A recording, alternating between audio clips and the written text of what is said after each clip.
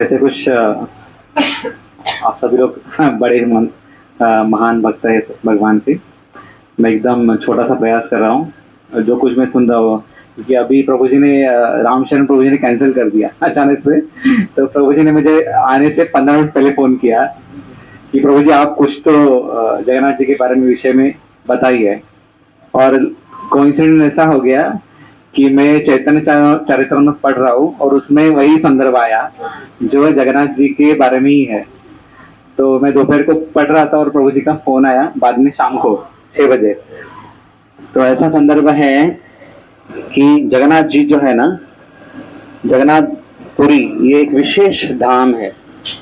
अपने चारों धाम में से एक विशेष ऐसा धाम है। भगवान परब्रह्म के रूप में, जैसे माता जी ने भी बताया, परब्रह्म के रूप में वही सदैव विद्यमान है। कलयुग में भगवान हमेशा वहां विद्यमान रहेंगे, ऐसे भगवान ने वचन दिया है भक्तों को, देवी देवताओं को। हाँ, और वही प्रमाण है। तो एक बार ऐसा होता है कि भगवान जो नारायण है वो रुष्ट हुए हैं। एक्चुअली वो सोच विचार कर रहे थे कि क्या करूँ मैं अभी। तो लक्ष्मी जी आती हैं उनके पास में, वो कहती है कि आप इतने किस विचार में मग्न, किस विचार में हो, आप एकदम बहुत परेशान दिख रहे हो। तो नारायण जी लक्ष्मी जी को कहते हैं कि लक्ष्मी जी, भोगी बड़ा है कि योगी बड़ा है? तो लक्ष्मी जी बोलती है ऑब्वियसली योगी बड़ा है। भोगी तो कैसे बड़ा होगा? भोगी तो संसार के सारे भोग विलास में बिजी रहेगा, हाँ, उसी में ही गिरा पड़ा रहेगा, तो भोगी बड़ा कैसे हो गया? तो भगवान कहते हैं तो भोगी ने योगी का उच्चिष्ट खाना चाहिए कि योगी ने भोगी का उच्चिष्ट खाना चाहिए? तो जो लक्ष्मी जी है उनको संभ्रम हो जाता है कि ऐसे क्यों बोल रही है आज। तो देखिए कि मैं गीता में कहता हूँ भोक्ताराम में गीता बसा, मैं भोगी हूँ। भगवान कहते हैं लक्ष्मी जी को, मैं भोगी हूँ और मेरे जो सारे भक्त हैं वो योगी है, और इस भोगी का उच्चिष्ट कौन खा रहा है? योगी खा रहे हैं। तो कितना पाप, अधम पाप हो रहा है ये। तो लक्ष्मी जी आप अभी एक पूरा फील्डिंग कर दीजिए कि मेरा प्रसाद जो है ना, मेरा उच्चिष्ट कहीं जाना नहीं चाहिए, किसी को ना मिले, ऐसा आप देख लीजिए। तो लक्ष्मी जी बोलते हैं ऐसे कैसे हो सकता है? आपका उच्चिष्ट, आपका चरणामृत पीने से ही भक्तों का उद्धार होगा, और सारी देवी देवता उससे उसको मिलने के लिए, प्राप्त करने के लिए इतने लालायित हैं। तो लक्ष्मी जी भी बेचारी परेशान है, अभी क्या करें। सारे देवी देवताओं को पता चल जाता है कि ये लक्ष्मी जी और भगवान के बीच में ऐसी वार्ताएं चल रही है। तो उस समय में सारे देवी देवता नारद जी को विनती करते हैं कि आप सब सदैव भगवान का नाम स्मरण करते रहते हो, आप कृपया करके श्री मंदिर में जाइए, मतलब वैकुंठ धाम जाइए और भगवान के पास जाकर विनती कीजिए।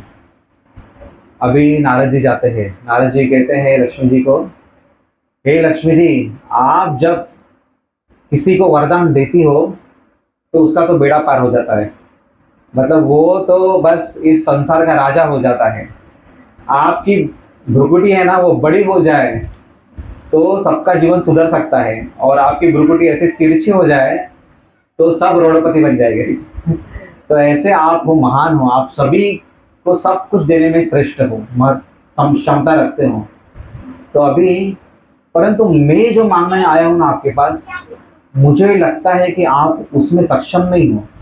लक्ष्मी जी बोलती है, अरे पहले तो प्रशंसा की और अभी बोल रहा है कि मैं सक्षम नहीं हूँ देने में। तो लक्ष्मी जी कहती है कि अरे अभी तुम मांगो, अभी तो आपको याचना करनी ही पड़ेगी, नहीं तो मैं प्रसन्न, आपके पास, आपके ऊपर अप्रसन्न रहूंगी और आपका वैकुंठ में एंट्री बंद है। तो नारद जी बोलते, नारायण नारायण, मैं तो सिर्फ भगवान का महाप्रसाद खाने की इच्छा रख रहा हूँ, आप कृपया करके वो अरेंज कीजिए। तो लक्ष्मी जी जाती है अंदर, लक्ष्मी जी विष्णु जी नारायण के पास जाती हैं और कहती हैं, आपको पता है, तो भगवान प्रसाद ही ले रहे थे, भगवान प्रसाद ले रहे परंतु निगल नहीं रहे, उनके मुंह में चबा रहे वो। जब पत्नी अप्रसन्न रहे तो पति कैसे खा सकता है? तो किसी की मजा ले, किसी पति की जो पत्नी अप्रसन्न है और पति उसके सामने खाए, तो ऐसे नारायण है। तो नारायण जी लक्ष्मी जी का मुख देख के, अरे बाप रे कुछ तो गड़बड़ है। तो लक्ष्मी जी बोलती है मैं आपसे कुछ मांगना चाहती हूँ। बोलते क्या? आपका महाप्रसाद चाहिए और मुझे किसी को अर्जेंटली अब भी देना है। बोलते अभी तो हमने बात की, मेरा महाप्रसाद किसी को नहीं मिलेगा। नहीं, मैं कुछ नहीं जानती, मुझे देना है आपको। तो कौन आया है? जरूर नारद आए होंगे। नारद जी का ही काम है, सब प्लान को बिगाड़ने का काम नारद जी करते हैं। आप किसी भी कथा को देख लो भगवान ने कुछ डिसाइड किया रहेगा ना, उसका बराबर विपरीत नारद जी करते हैं और कुछ ऐसा प्लान करते हैं कि पूरी उनकी लीला हो जाए। तो ये भगवान की लीला है और भगवान अपने भक्तों के द्वारा करवाते हैं। तो नारद जी के द्वारा वो प्रसाद नारद जी को प्राप्त होता है। नारद जी बहुत जोर से नृत्य करते हुए और बड़े बड़े भाव में नृत्य करते हुए जाते हैं। नारायण नारायण भगवान का नाम जपते जा रहे हैं। जाते जाते शिवलोक में पहुंचते हैं। शिवलोक में जाते हैं, शिव जी बोलते हैं अरे आपकी प्रसन्नता का राज क्या है? आज तुम एकदम अलग दिख रहे हो, आपकी प्रसन्नता कुछ अलग ही है। बोलते मैंने आज भगवान का डायरेक्ट महाप्रसाद खाया हुआ है। तो बोलते हैं अच्छा, तो मुझे भी दो, मुझे भी दो। तो बोलते सब कुछ खत्म हो गया है, मैंने पूरा खा लिया। तो बोलते नारद जी आप ऐसे कैसे कर सकते हो? तो नारद जी के हाथ के उंगली में एक दाना फंसा हुआ है, तो उनको दिखाई देता है। तुरंत वो लेते हैं, खा लेते हैं और वो भी तांडव करने लगते हैं। इतने भाव विभोर हो गए। अभी वहाँ हमारी जगतरात्रि परमेश्वरी, हाँ, इस जगत की माता, तो ये है पार्वती माता, वहाँ विद्यमान है कैलाश में उनके साथ। वो कहती हैं अरे ये दोनों नृत्य करने लगे, भगवान के भक्त है ये दोनों, ऐसा क्या रहस्य उनके पास है? तो दोनों जोर से बोलते हैं हमने भगवान का महाप्रसाद खाया हुआ है। तो बोलते पार्वती माता बोलते मुझे कहाँ है, मुझे नहीं दिया आपने। आपको सभी पति और पत्नी जो रहते हैं ना, वो सुख दुख के सब भागी होते हैं। अभी पत्नी रुष्ट हो गई है। पार्वती माता बोलते हैं कि आपने अकेले भगवान की कृपा को ग्रहण किया हुआ है, हाँ, कैसे मुझे आप भूल गए? अब इतने बड़े अवसर पर आप कैसे मुझे भूल सकते हो? तो पत्नी रुष्ट हो जाती है। पार्वती माता रुष्ट होती हैं और भूलोक में आकर तपस्या करती हैं। भगवान तुरंत अवतरित होते हैं। भगवान बोलते हैं मैं इसी क्षेत्र में, पुरुषोत्तम क्षेत्र में अवतरित होऊंगा कलयुग में, और सबसे पहला मेरा जो प्रसाद है सबसे पहला आप ही को जाएगा। तो आज भी जगन्नाथपुरी क्षेत्र में आप जाओगे तो जगन्नाथ जी को जो भोग लगता है वो पहले उनके नीचे गंगा देवी का मंदिर है, उनके पास जाता है। तो ये भगवान के प्रसाद की महिमा है। वो प्रसाद खाने के लिए देवी देवता भी लालायित हैं। ऐसे कहा जाता है कि ब्रज में भगवान ने कृपा जो है ब्रज में धूली में रखी है, और भगवान ने मायापुर में कृपा नाम में रखी है, और जगन्नाथपुर में कृपा प्रसाद में रखी है। तो इसलिए जो भी जगन्नाथ जी का प्रसाद खाता है वो भगवान की कृपा को वहाँ ग्रहण करता है। आप किसी भी मंदिर में जाइए, आपको पहले दर्शन करना है, फिर प्रसाद लेना है, हाँ। और प्रसाद नहीं लोगे तो कुछ इतना ये नहीं होता है। परंतु जब आप श्री मंदिर में और विशेष जगन्नाथ जी का आप दर्शन करोगे, तो आपने अगर जगन्नाथ जी का प्रसाद नहीं लिया तो जगन्नाथ जी बहुत अप्रसन्न होते हैं। कहते हैं अरे ये मेरे पास आया और मुझे मेरा प्रसाद नहीं लिया, क्योंकि वो प्रसाद ऐसा है, वो दिव्य प्रसाद है। भगवान की वहाँ प्रसाद श्री मंदिर के आंगन में, वहाँ आनंद बाजार में बांटा जाता है। वो भगवान अन्य जगह पर भगवान कैसे थाली में, चम्मच से, हाँ, बाटी में खाते हैं। यहाँ मिट्टी के बर्तन ऐसे के घड़े लगाए जाते हैं, और वही मिट्टी के बर्तन जो भगवान ने स्वयं अपने हाथों से खाए हुए हैं प्रसाद, उसमें से वही आपको वितरित किया जाता है। तो ये भगवान की प्रसाद की महिमा है। तो प्रसाद मतलब प्रभु के साक्षात दर्शन, हाँ। तो अभी हम भी थोड़ी देर बाद प्रसाद लेंगे तो भगवान की डायरेक्ट कृपा को हम ग्रहण करने वाले हैं। तो चैतन्य महाप्रभु अंतलीला में कथा आती है, कृष्णदास कविराज गोस्वामी लिखे हुए हैं कि चैतन्य महाप्रभु एक दिन जगन्नाथपुरी जाते हैं। तो बहुत सुंदर ऐसा प्रसंग है। एक दिन प्रभु गेला जगन्नाथ दर्शने, सिंह द्वारे द्वारी करिला वंदना। एक दिन भगवान चैतन्य महाप्रभु जगन्नाथ जी के दर्शन को जाते हैं, सेवा द्वार में खड़े हैं और भगवान को देखने का प्रयास कर रहे हैं। कभी इतनी उत्कंठा है उनमें कि कब मैं एक बार भगवान का दर्शन करूं, और तब क्या करें, बहुत ही शिष्टाचार दिखा रहे हैं। सिंहा द्वारे द्वारी करेला वंदन, मतलब जो द्वारपाल है वहां के, उनको पहले वंदन करते हैं एकदम हम्बल एटीट्यूड से कि कृपा करके मुझे जगन्नाथ जी का दर्शन करना है, प्लीज आप ले चलो प्लीज ले चलो कृपा करके। तो द्वारपाल कहते हैं, द्वारपाल को कहते हैं, तारे बोल को था कृष्ण मोरा प्राण धन। तो बोल रहे हैं कि मेरे प्राण धन, मेरे कृष्ण कहाँ है, मुझे दिखलाओ। हाँ, तो चैतन्य महाप्रभु श्रीमती राधा रानी के भाव में है, तो उनका प्राण धन है वो। जैसे राधा रानी ने ही अवतरण लिया है चैतन्य महाप्रभु के रूप में। कृष्ण का और राधा रानी का मिश्र भाव है ये। कैसे भक्ति करनी है और कैसे भगवान कृष्ण के प्रति कितना प्रेम और उत्कंठा हमें रहनी चाहिए, हमें वो दर्शन चैतन्य महाप्रभु बतलाते हैं यहाँ। तो द्वारपाल क्या कहते हैं, आओ तुम्ही मोरा संगे करो दर्शन, अभी तुम आओ मेरे साथ, मैं आपका दर्शन करवा दूं। तुम्ही मोरा सखा कोथाय प्राण धन, अभी चैतन्य महाप्रभु तुम्ही तो मेरे सखा बन गए हो, क्योंकि तुम मुझे भगवान के पास लेके जा रहे हो। तो इसमें हमें संदर्भ ये शिक्षा मिलती है, जो व्यक्ति हमें भगवान के पास लेके जाता है वो हमारा सखा है। अन्य कोई सखा मित्र, आपके परिजन जो है भगवान से आपको दूर ले जा रहे हैं, भौतिक जगत की बातों में प्रजल्पों में फंसला रहे हैं, वो सखा नहीं हो सकते। सखा कौन हो सकता है, तो ये चैतन्य महाप्रभु बतला रहे, तुम्ही मोरा सखा कोथाय प्राणधन। तो प्राणधन कहाँ है, मेरे जगन्नाथ जी का है। तो जगन्नाथ जी के मंदिर में घुसते हैं तो वहाँ पे पहले भोग मंडप है, फिर जगत मोहन है, हाँ जगत मोहन आता है, फिर गर्भगृह आता है। तो जगत मोहन मतलब वहाँ बाहर से देखने की जगह, गर्भगृह से बाहर से देखने की जगह। तो वहाँ खड़े हैं और वहाँ पंडा को रिक्वेस्ट कर रहे हैं कि जगन्नाथ जी को दर्शन करना है। तो जगन्नाथ जी को एक पंडा आते थे और उनको हाथ पकड़कर गर्भगृह में लेके जाते हैं। चैतन्य महाप्रभु इतने भाविक हो जाते हैं, नेत्रों से केवल और केवल अश्रुधारा बहने लगते हैं। नेत्र भरी करा दर्शन पाहिला पुरुषोत्तम, नेत्र भर कर दर्शन कर लिया, पूरी आंखों में भगवान को भर दिया है। दर्शन इसलिए ऐसे करना चाहिए, दर्शन भी कैसे करना है चैतन्य महाप्रभु बतला रहे हैं कि भर के पूरे आंखों में भर जाए, समा जाए। आंखों से आप जब देखते हो तो आपके एकदम सबकॉन्शियस माइंड में एक चित्र प्रदर्शित होता है, और ऐसा दर्शन करना चाहिए कि आपको रात को सोते समय, उठते समय, खाते समय, पीते समय उनका ही स्मृति हो।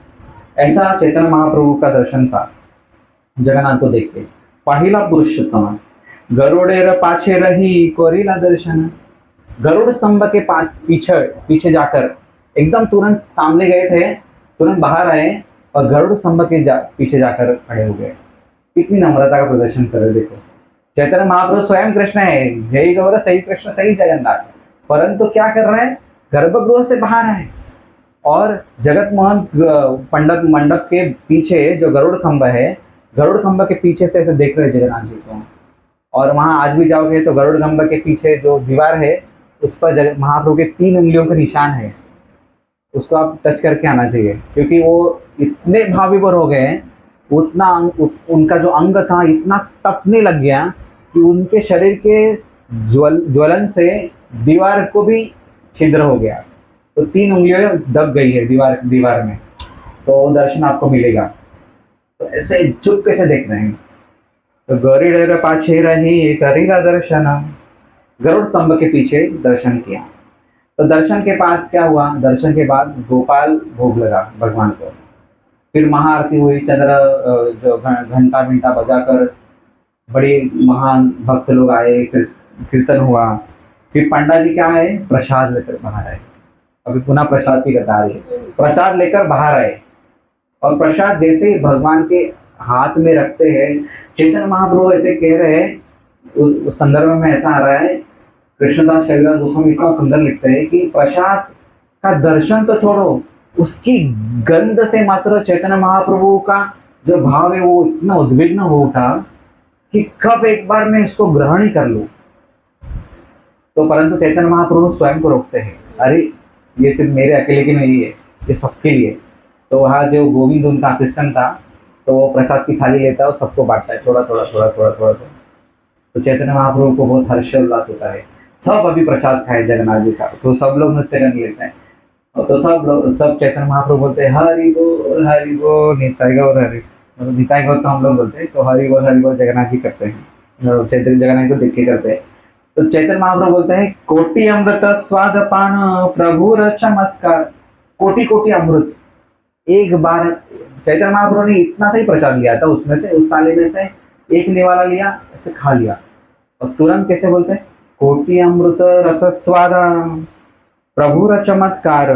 प्रभु का चमत्कार देखो, क्या कोटि कोटि अमृत का स्वाद इसमें आया है।